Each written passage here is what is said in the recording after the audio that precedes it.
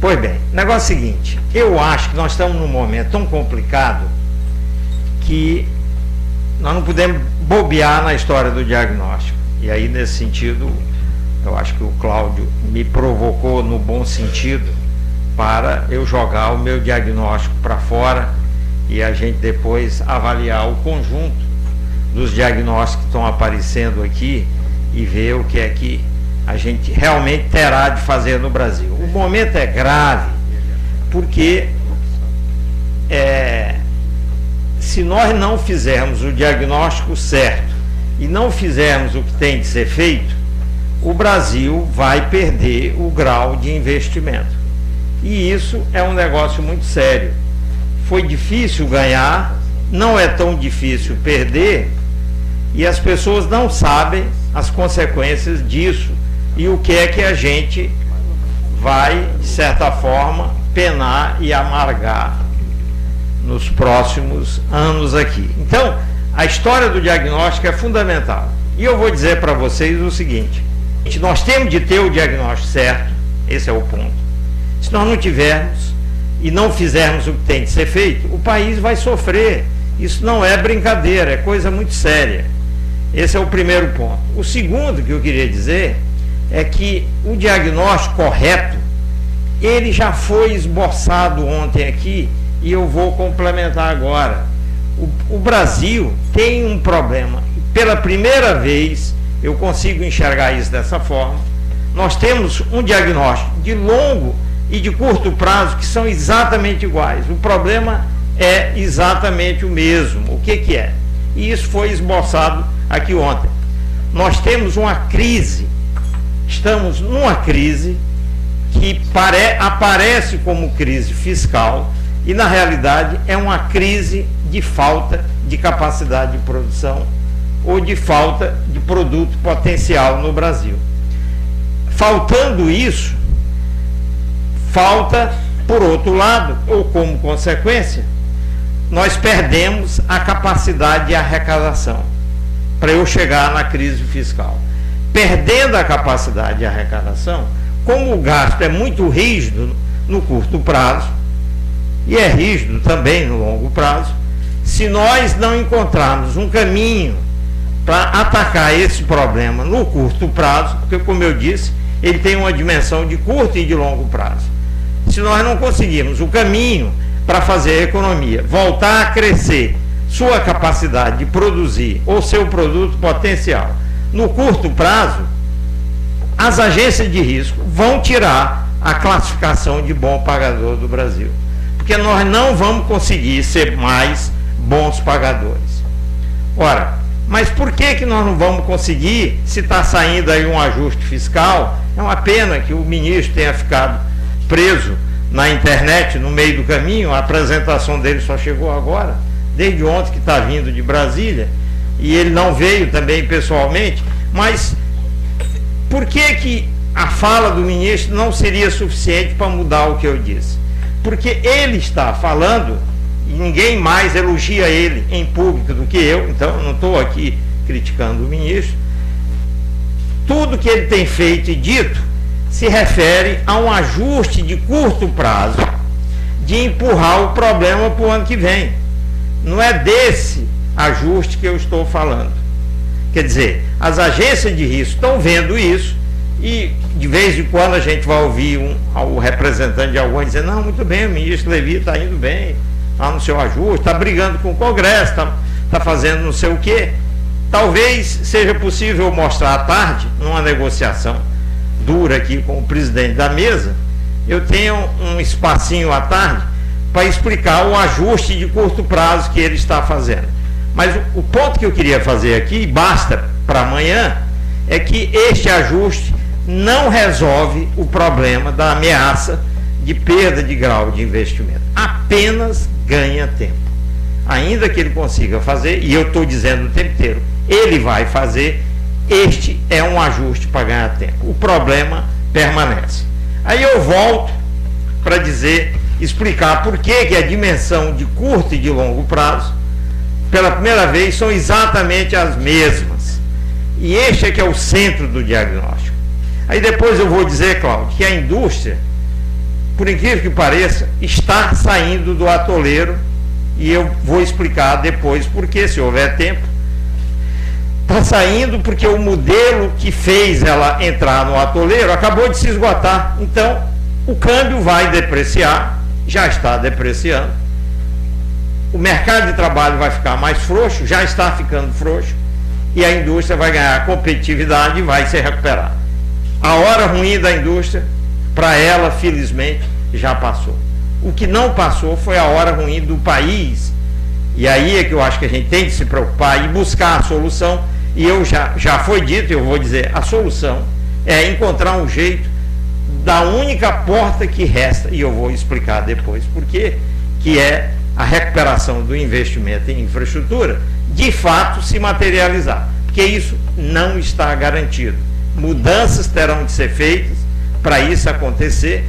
Vejam, desde logo, se eu falo em recuperação do investimento da infraestrutura, eu estou falando num caminho para aumentar a capacidade, que é aquilo que eu disse, que é o grande problema, um caminho para aumentar o produto potencial.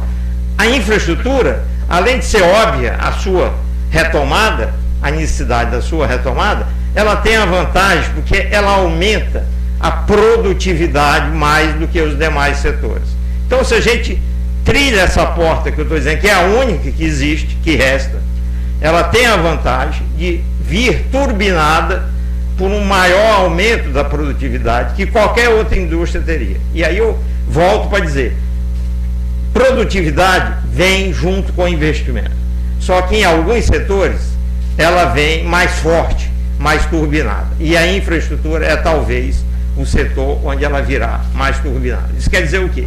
Se eu seguir essa trilha e conseguir materializá-la, eu vou ter um ganho maior na recuperação da capacidade de produção, porque a infraestrutura tem mais produtividade do que qualquer outro setor. Pois bem, mas aí, antes de chegar no fim, que é essa história da infraestrutura, e apontar o que está errado, o que precisa mudar, eu preciso dizer o seguinte: uma série de coisas já estão mudando.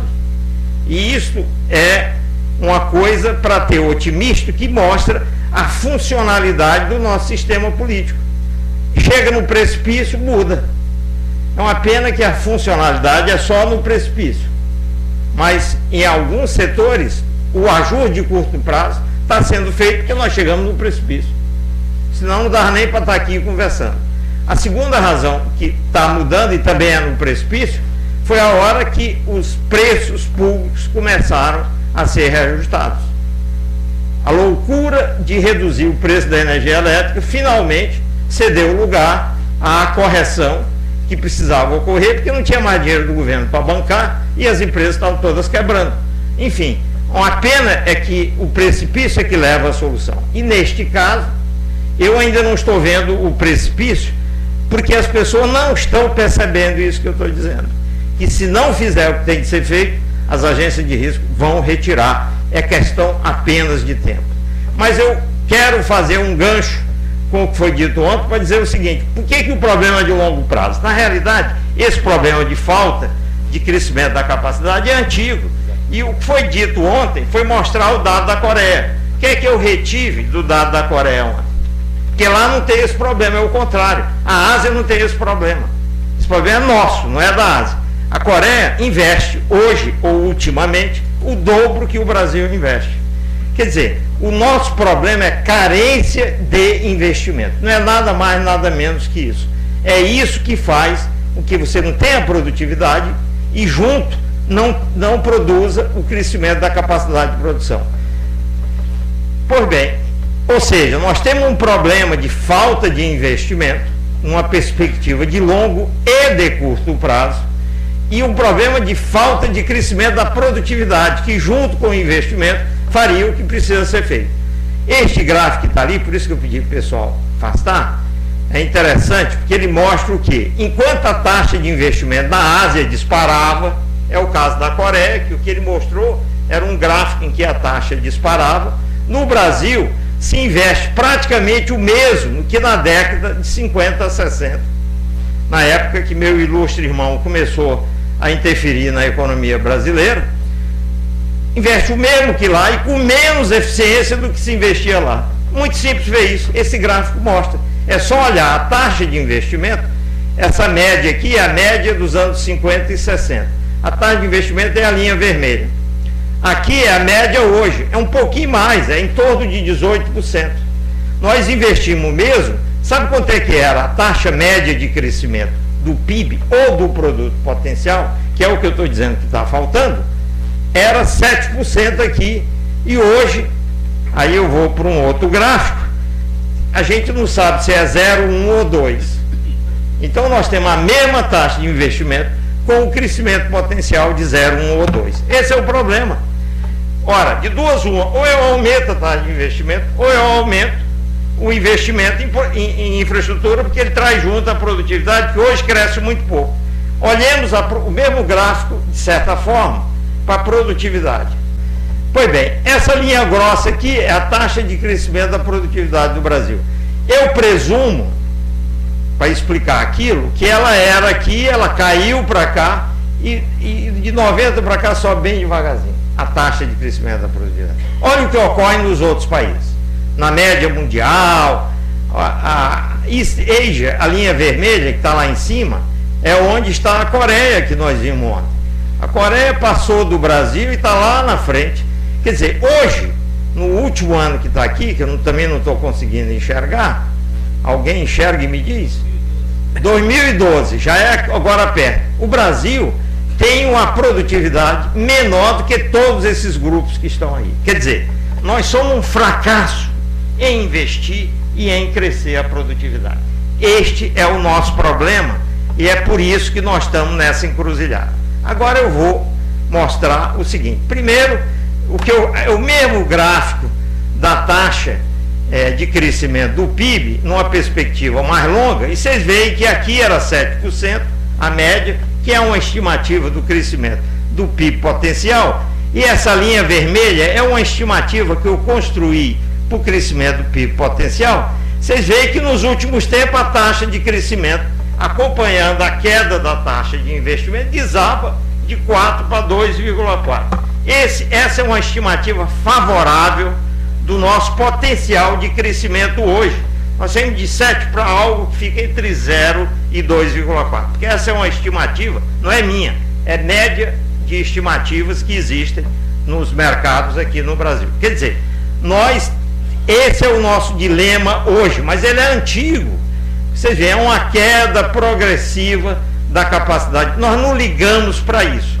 Até um amigo que está ali na frente, colega do BNDES, estava comentando comigo a reflexão dele, e eu interpretei a reflexão dele muito pelo que eu estou mostrando aqui, que é o seguinte: no Brasil, se nós já tivemos vontade de crescer, e nós tivemos lá atrás, foi o período que ele fixou meta de crescimento do PIB e buscou viabilizar, de lá para cá, nós desistimos de crescer.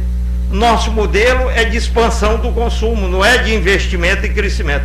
Nós estamos preocupados só com o curto prazo. É isso que nós queremos. E eu digo a vocês, o resultado final disso vai estar aqui na sequência, que vai mostrar a taxa de investimento no curto prazo. Estão vendo isso aqui? É a taxa de investimento trimestral. Vejam essa linha verde, ela acaba aqui em 17,1. Isto aqui é a desabada dos investimentos nos últimos anos. E ali atrás vai o PIB correndo junto com essa queda. Só que isso aqui é o PIB efetivo. O PIB potencial está lá em cima. Isso aqui é o melhor retrato do problema de curto prazo que nós temos. Nós perdemos a capacidade de crescer no longo e no curto prazo e não sabemos o que fazer para sair desse imbróglio. Eu acho que eu sei o que fazer, é a proposta que está aí. Não é esperar só o resultado das exportações industriais. Ele virá, que é o que eu disse para o Cláudio um pouco antes. Não se preocupe muito com esse problema, porque o câmbio já depreciou. Quem fazia o câmbio apreciar já esgotou, que era o modelo de crescimento do consumo. Nós vamos ter vai ajudar a recuperação dos investimentos nos próximos meses, essa recuperação da indústria e das exportações industriais. Mas o ponto principal é o seguinte: já que o modelo de consumo interno que foi levado ao limite se esgotou, só resta investir em infraestrutura. principalmente porque no caso da infraestrutura há muitas oportunidades e uma série de erros que vêm sendo cometidos continuam presentes lá. O que eu falei, o erro do ajuste fiscal de curto prazo já foi removido pela ameaça. O erro das tarifas públicas já foi removido. Falta agora remover o erro que ainda segura os investimentos em infraestrutura para que eles reajam, eles voltem a acontecer e aí a atividade econômica, que é o que está impedindo? É o fato de que a capacidade de produção, por mais que eu jogue demanda de consumo, ela não responde. A ideia que vigorou até agora é essa: pau na máquina que o investimento responde. Não responde, está aí. Não responde, por quê? Porque a capacidade está estrangulada. E ela só vai, do ponto de vista da lógica privada, vai ter alguma coisa da indústria na exportação. Petrobras esquece por uns tempos, terá de ser a infraestrutura naquilo que tem oportunidades e que depende do governo remover os obstáculos, senão nós vamos ter um problema. Por quê? Eu consigo um ano jogar a despesa para o ano que vem, mas mais de um ano eu não consigo. E o programa de ajuste fiscal que foi prometido para os mercados é de 3 anos. Então eu preciso resolver os problemas que restam. Quais são eles? E aqui eu vou encerrar, embora vai exigir um tempinho meu para explicar. Nós precisamos olhar o que é que está travando as concessões. Mas, enfim, não vou insistir. Eu quero só dizer para você o seguinte: qual é o grande problema que trava as concessões? É a visão errada do governo de que ele pode fazer esses investimentos privados crescerem, porque aqui é investimento privado. Esse é o outro ponto. Não é investimento público. Não há dinheiro para investimento público. O investimento público vai ser o maior alvo do ajuste fiscal. Então, o governo acorda para perceber que ele tem de tirar os entraves que ele criou para o investimento privado em infraestrutura, ou tudo será de novo propaganda nesse programa que está sendo anunciado. Porque os problemas anteriores continuam exatamente iguais. Houve algum progresso? Houve, muito pouco. Por quê? Porque isto não mudou. Tarifas, preços extremamente baixos em relação às alternativas que o setor privado tem fora desse setor, não farão os investimentos se materializar. O setor privado não faz filantropia, ele busca o lucro competitivo. É isso que acontece. Se o governo quiser misturar política de distribuição de renda ou, numa interpretação pior, populismo tarifário para ganhar a eleição nesse setor, nós não vamos ter a resposta do investimento privado e no final, o que é que vai acontecer? Nós não vamos ter a resposta do investimento, não vamos ter a resposta da arrecadação. É só por isso que entra essa história aqui e passa a ser fundamental, e nós vamos perder o grau de investimento. É preciso entender isso. Alguma coisa já foi feita, obstáculos foram removidos, mas cada dia que passa o governo comete um erro adicional no sentido de querer impor essa modicidade tarifária usando a força que ele tem e usando aquilo que na literatura se chama oportunismo do poder concedente, que é o quê? Deixar a empresa fazer os investimentos que ela faz logo no início e a partir daí ela perde poder de barganha. E por último, o que foi feito nesse sentido que eu estou dizendo foi mudar a taxa de desconto ou a taxa de retorno nos reequilíbrios de contratos, porque os contratos na execução eles alteram o tempo inteiro, porque surgem novidades que têm de ser reequilibradas dentro dos termos do contrato. Nessa hora o governo não quer saber qual era a taxa de desconto original, chega com a taxa irrealista. A taxa de desconto que o governo quer impor nesses reequilíbrios está fazendo com que a taxa de desconto original ou de retorno original caia, que a empresa só aceita porque ela não tem muita escolha, ela já botou todo o dinheiro lá, mas obviamente vai prejudicar o futuro, quando você quiser fazer outra concessão. Essa taxa é extremamente baixa em relação ao que deveria ser. Hoje nós estamos falando de taxas entre 5 e 6, pouco por cento reais, quando a Selic já é isso. Para que melhor alternativa do que a Selic? Tem risco zero e o cara pode receber de volta todo dia, para fazer uma concessão de 30 anos, com todos os riscos que existem. Então, a taxa é essa. E se você olha as taxas reais, como eu vi, praticadas fora, de um estudo do Banco Mundial e do estudo da Deloitte, nós estamos falando em taxa de 12% a 14%. Aqui, nós queremos taxa de 5% a 6%, que é a taxa, é o outro lado da moeda, quando eu me refiro às tarifas excessivamente baixas que estão querendo impor. É a mesma coisa medida de outra forma. Quer dizer, não tem como as concessões se materializarem do jeito que se quer e do jeito que precisa para nos livrar da ameaça da perda do grau de investimento, se isso aí não mudar. E o governo precisa, o tempo eu sei que esgotou, a lá Freestack, o tempo esgotou, eu vou só concluir com uma frase. O governo precisa perceber isso, mas mais do que perceber isso, ele precisa saber que isso é de novo um precipício que ele está chegando na beira, senão ele não muda pelo que ele tem feito até agora. Muito obrigado.